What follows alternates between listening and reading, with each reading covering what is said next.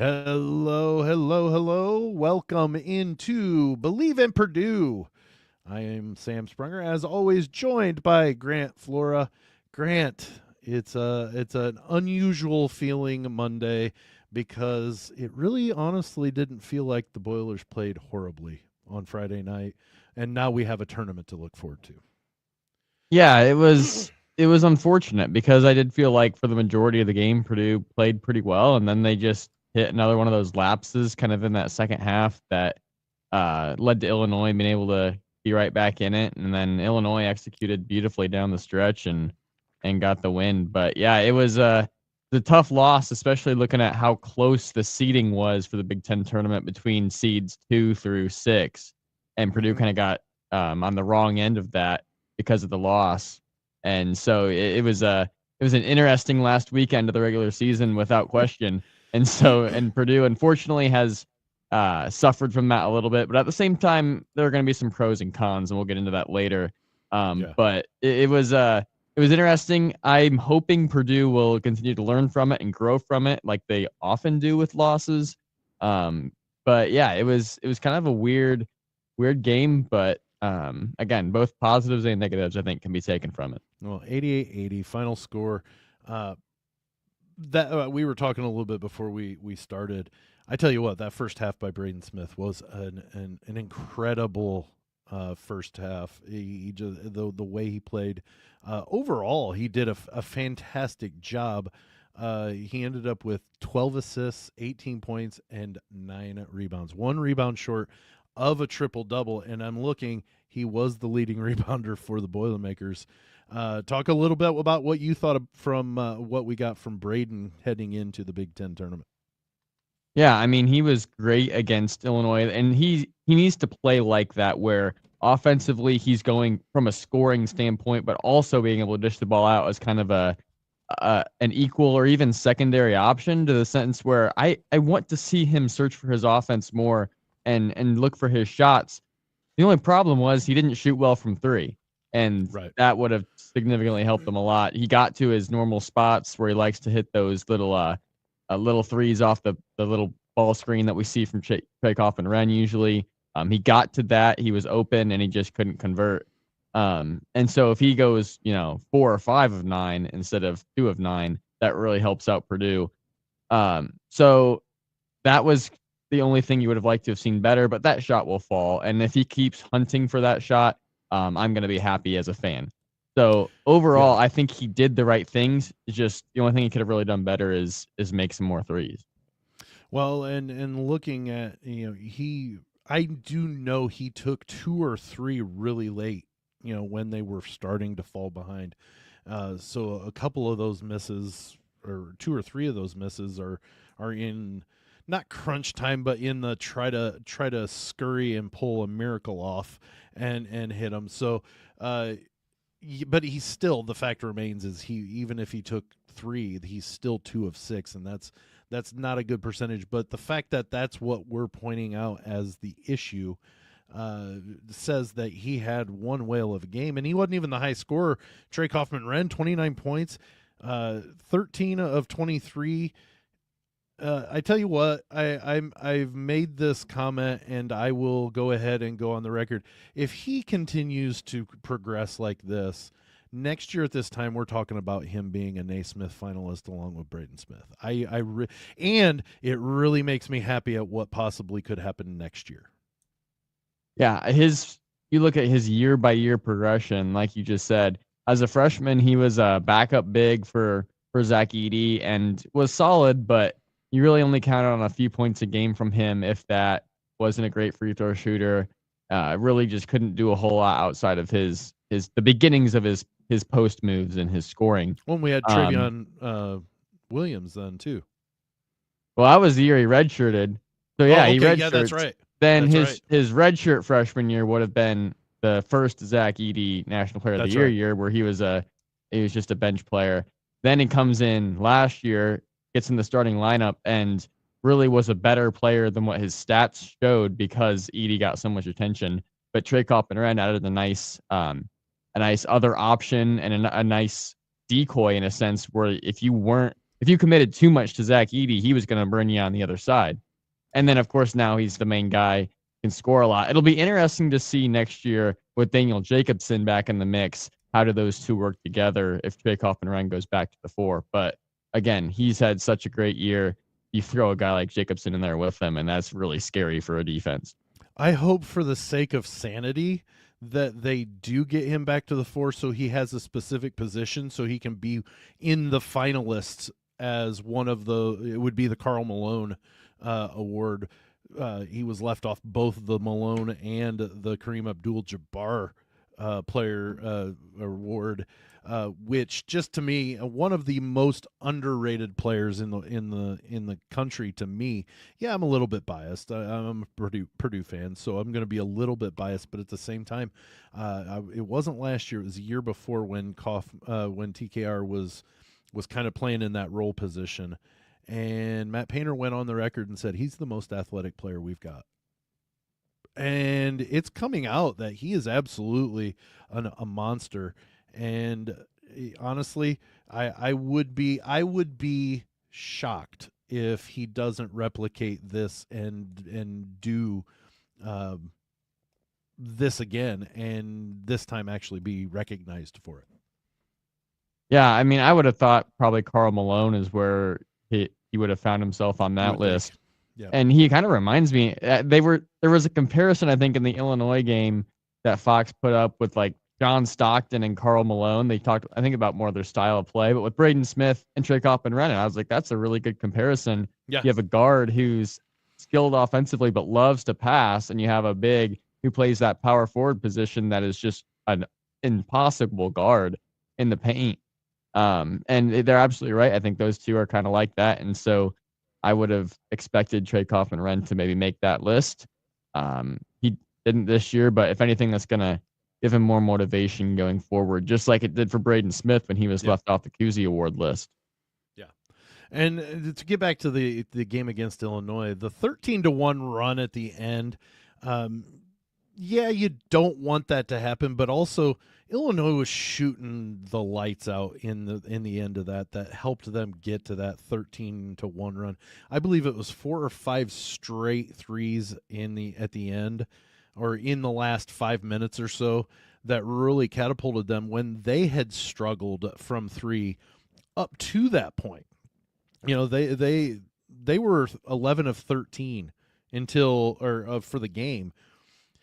And they hit 3, like I said, 3 or 4 right in a row, you know, on back-to-back attempts that just absolutely you're like, okay, well, if you're going to beat us via 3, go for it, and they did. And you cannot damn a team like Purdue that was playing very well, a team like Illinois that was struggling from 3. Hey, we're going to let you shoot those 3s because you know what? You haven't proved that you're going to hit them yet, and it came and bit them.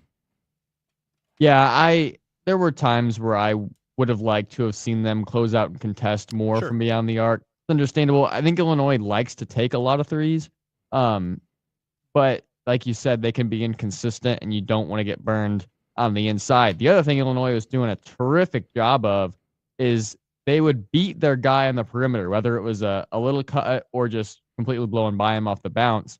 Purdue's help would come, but wherever the help came from, it usually came from a guy who was guarding a player on the opposite side. That player would immediately cut to the rim. Illinois got so many easy baskets off of those cuts, and they were really they had a really good game plan to be ready for that Purdue defense, and those cuts really caused problems. That's one of those that it was definitely, they were definitely reading the room, you know, like what did we have happen, or what has beaten Purdue in the past, and voila, you know, crash the boards, get to the rim. If your guy pulls off, you get to the rim, because right now, that we've talked about it for multiple times, and definitely during the 4-game losing streak, that's Purdue's biggest issue, is getting to, or presence around the rim and playing good defense at the rim.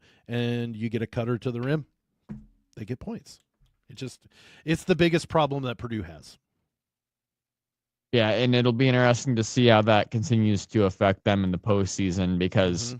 teams know now how to beat that Purdue defense, and they're going to keep doing more and more of that to exploit those weaknesses. So when you go up against a team in March and it's one and done, and they start doing that, how does Purdue handle it? And Mm-hmm. I'm interested to see how they respond now in the Big Ten tournament. Can they find a way to to neutralize that threat somewhat so that in the postseason, if they get matched up with a 12 or a 13 seed and they start to really attack the rim, can they find a way to keep them out of the paint and to contest at the rim? Was it was it against Illinois that Trey Kaufman-Renn had that? I don't know if it was a block, but he forced a really tough contested shot. I think early in the game. I think Um, so. yeah, I was surprised because I was like, hey, I think he just picked up a block and he's only got like I don't know 5 or 6 blocks in the season or something like that. I mean, he hardly ever blocks shots, so it's just kind of got to be a rim protection by committee sort of situation, I think, where they just all have to be ready to contest and be ready to just keep their players from getting in there. I thought Illinois cut so many times that those helpers, yeah, you got to help, but they're cutting every time. You got to Right. be able to keep them away and make sure they don't cut right in front of you or back door. You gotta protect the cutter as they're coming in, while also being able to provide a little bit of help. So um, they're gonna have to work on that defensive scheme, I think, if they want to keep progressing throughout the postseason. Yeah, and I've listened to multiple shows, and one is the Field of 68, and then Field of 68 After Dark and stuff, and they were talking about that. Purdue's a second weekend team, as long as they play like they did in the first half, and if they can carry that on. That's obviously easier said than done, but they really do have a good solid nucleus that when they're on, they are very hard to beat. And if you get some teams, we don't know where they'll be in the brackets. Definitely could use one or two wins in the Big Ten tournament to maybe solidify and maybe stay at the 4 seed that they were at, according to Mike DeCourcy's last bracket. But they're going to play a lesser team, and if that team is disciplined like an FDU was and really follows through with their game plan and executes, Purdue could get beat. But they could also run the table and win 4. I mean, they really could. They're that solid, and when you've got players like Braden Smith and like Trey Kaufman-Renn, you do have a lot going for you. Yeah, I mean, you saw it against Rutgers. I mean, if they play like that from an offensive standpoint, they're basically unguardable. You have Lawyer and Braden Smith who are completely locked in from three. You have Trey Kaufman-Renn who's just always been unguardable in the post. Doesn't matter if you put a 7'2" guy on him, he Right. finds a way to score. So you have basically have 3 players at that point that are just going to be lethal threats. They're going to be tough for you to guard. And Purdue's defense, despite the rim protection issues, it's not bad. It's good Right. enough that if they play that well offensively, you're not going to beat them. So, yeah, I would. I'm not trying to say at all that Purdue is going to for sure struggle this postseason. I think they have huge upside. But yeah, it's just going to depend on the matchup. It's going to depend on how many more improvements can they make the next week before they hit that first March game or that first NCAA tournament game, so that they can try and make sure they can prevent as many issues as they can. Well, I'm looking at this box score against Illinois. Purdue had 7 turnovers. That's a fantastically played game when it comes to protecting the ball, not giving Illinois the ball. And that, I guess, is maybe why I'm always upset when Purdue loses, but I'm not as like distraught as some might be, because they lost the finale and went from a potential 3 seed down to a 6 seed, and now they have to play on Thursday instead of Friday, and da da da da. I don't care. They played a pretty good game against a team that many people say is the most athletic in the conference. And for them to have run the ball or run the game for the most part, I mean, it was back and forth for a little bit, and Illinois had some leads, but for the most part, Purdue played to where they were controlling what they were doing and keeping Illinois from just blowing up and blowing blowing them off the court. It really was a very well played game on both sides, honestly. Yeah, and Illinois is better than a 7 seed in the Big Ten, and they're Sure. better than whatever they're going to get in March because they are healthy now. They're finally kind of gelled and playing their best basketball of the season, and they're way more talented than what we've seen as far as their record. So for Purdue to have to go to Illinois for the regular season finale, even though it looks like they were the better team on paper with their record and all that, uh, really they were not expected to win that game. ESPN's matchup predictor had Illinois as the favorite. The spread was Illinois by 4.5. Like Purdue was not expected to win this game, and yet they still, like you said, controlled it for much of the probably first 30 minutes of the game. And again, they played really well in a lot of areas. Illinois just had a great game and showed why they were such a highly touted group heading into this season, ranked in the top 25 poll and kind of seen as a potential contender in the Big Ten. Well, and I think Illinois has got it right, is starting to get it right. We talked about off and on, conversations about Illinois. They're all over the place. They're backing up. They're great. They're good. They're bad. But they have now won 3 in a row, and it's come at the right time to where honestly it really does seem like maybe they're putting it together finally, and maybe they could be a really tough outcome the NCAA tournament as well. It'll be real interesting to see if Illinois wins their first round or their second round Big Ten tournament game and gets matched up with Maryland. I think both of those teams are playing great basketball right now. And to see that on quarterfinal Friday, that'll be a great matchup regardless of who comes out. Yeah, it absolutely will be.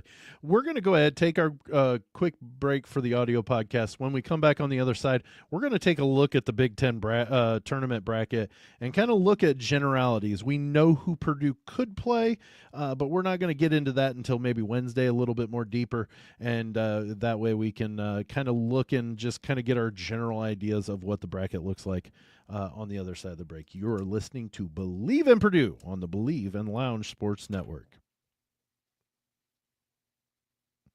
Okay, we are back. All right, Grant, here it is. It's the Big Ten tournament, TIAA Men's Big Ten tournament from Indianapolis. We have a plethora of games starting on Wednesday at what time is that? 3:30. Northwestern and Minnesota take on each other. That honestly is going to be a pretty decent game, and the winner goes and plays Wisconsin. Yeah, they're both. I feel like even these teams playing on Wednesday in the Big Ten tournament have had good seasons and good moments at times. You're talking about Minnesota team that gave Michigan their first Big Ten loss of the season. Talking about Northwestern, who has just a lot of guys that have experience in the They've NCAA beaten tournament Maryland on last year. Last second shot too. Yeah, they beat Maryland. They won an NCAA tournament game against FDU last year. And they brought a lot of those guys back. They don't have Boo Buie, but they're still a solid team. Iowa has done some good things. Ohio State obviously beat Purdue and Mackey. Rutgers with Ace Bailey, Dylan Harper. I mean, all 3 of those games are going to be fun to watch. And sometimes it feels like those Wednesday games of the Big Ten tournament are kind of just not super relevant. They're usually between the bottom teams of the Big Ten because it's the bottom 4. And it's just like, okay, these aren't really must-see TV games. This year, it feels a lot different because these teams had to fight just to make the tournament. Yes, they did. And now with the depth of the conference, with the new teams and whatnot, this is now these 6 teams that are going to play have a chance not just to win one game, but to go to quarterfinal Friday, maybe even semifinal Saturday, and make some noise in this tournament. Yeah, I mean, you think of the yesterday, Iowa had to win to make it, to even give themselves an opportunity to make it to this tournament, and they beat Nebraska. We talked about this before we started the show. Nebraska on Tuesday when we were Tuesday's Mike DeCourcy's bracket from Tuesday. that we looked at on Friday, Nebraska was in a play-in game.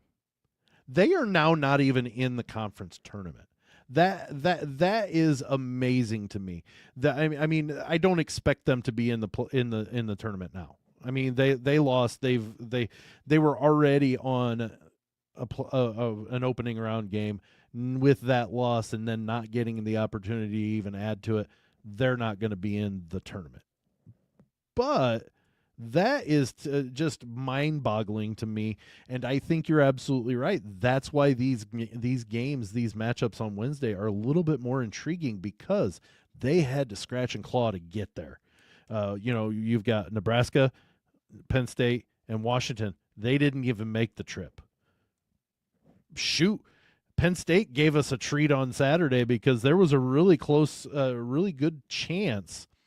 It would have happened had Maryland gotten beat by Northwestern, and it turned out Maryland pulled that one out. But Purdue could have been in a top 3 seed had Northwestern won, and that's even though they lost on Friday.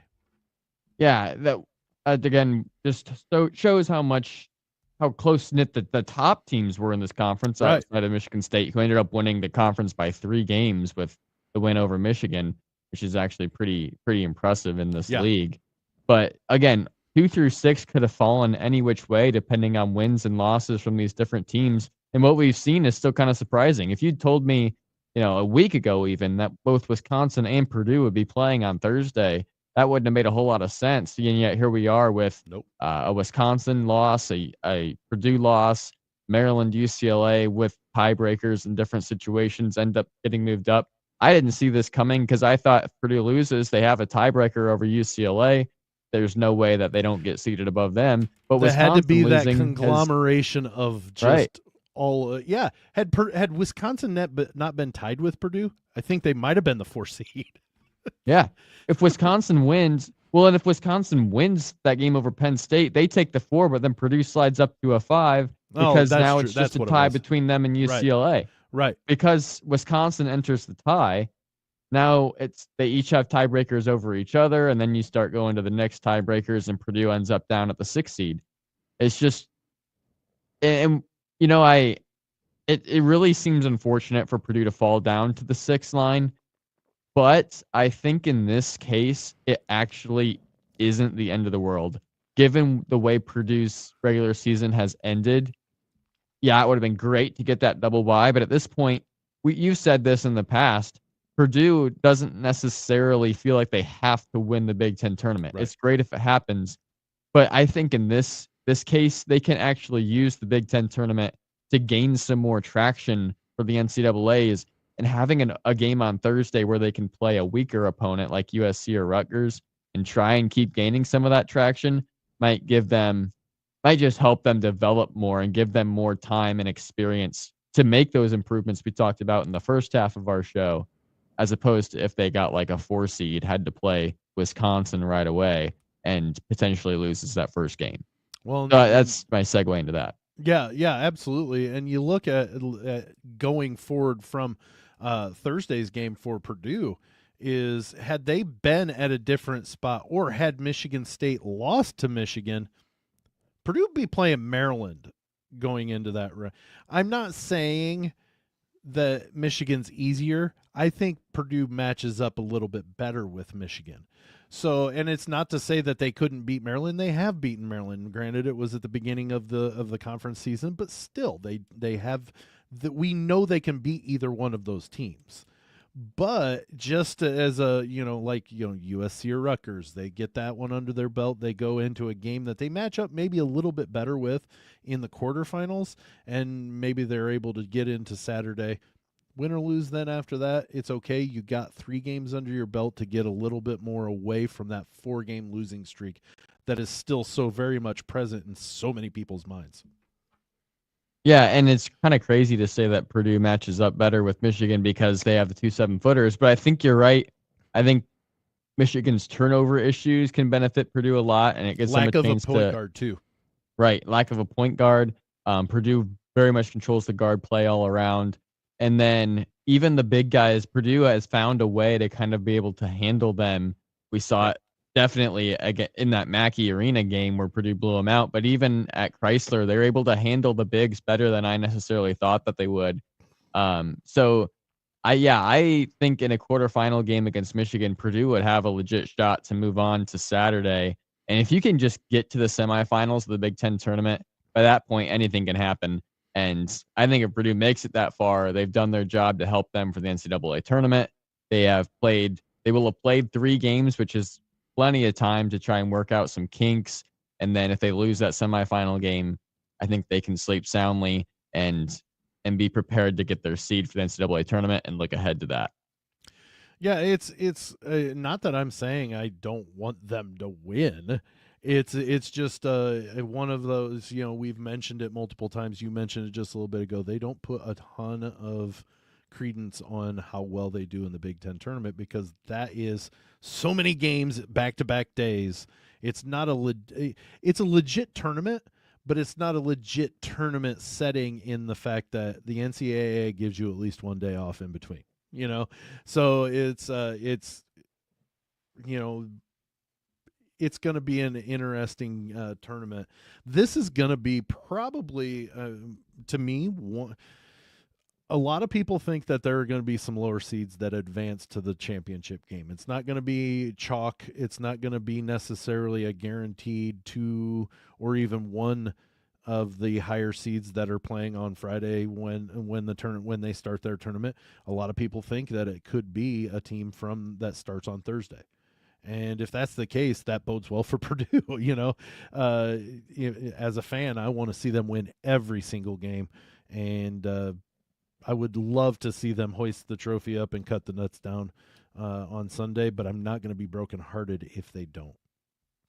Yeah, I think that's a great way to put it. And like you said, I think anybody seeded 1 through 9 has a legit shot to win this thing. Yeah, literally. You can't even count out some of those Wednesday teams like Ohio State or Rutgers. It's just the idea of winning 5 games in 5 days with all these schools seems pretty tough.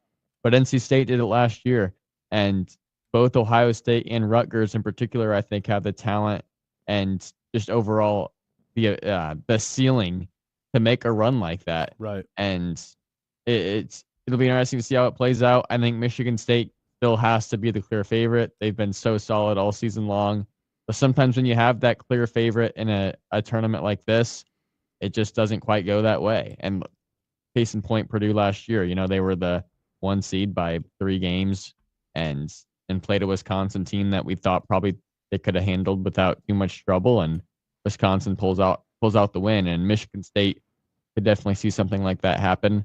Or you could see them winning it. You could literally. Yeah, or they could. Yeah, I don't think anybody will be able to predict this tournament any better than they might predict an NCAA tournament March Madness bracket. It's just going to be one of those things where so many games are literally 50-50.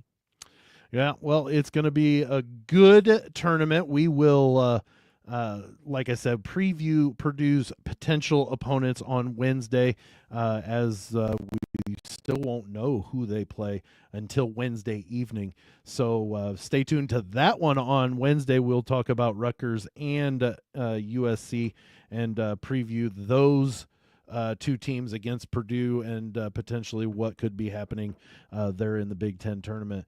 But that brings us to the end of today's Believe in Purdue. A rough one in Champaign, but you know what? It's still bright. I still have a bright outlook on what could be a very fun NCAA tournament, and it all starts with the Big Ten tournament this week in Indianapolis. So thanks so much for joining us. For Grant Flora, I'm Sam Sprunger. We'll see you on Wednesday.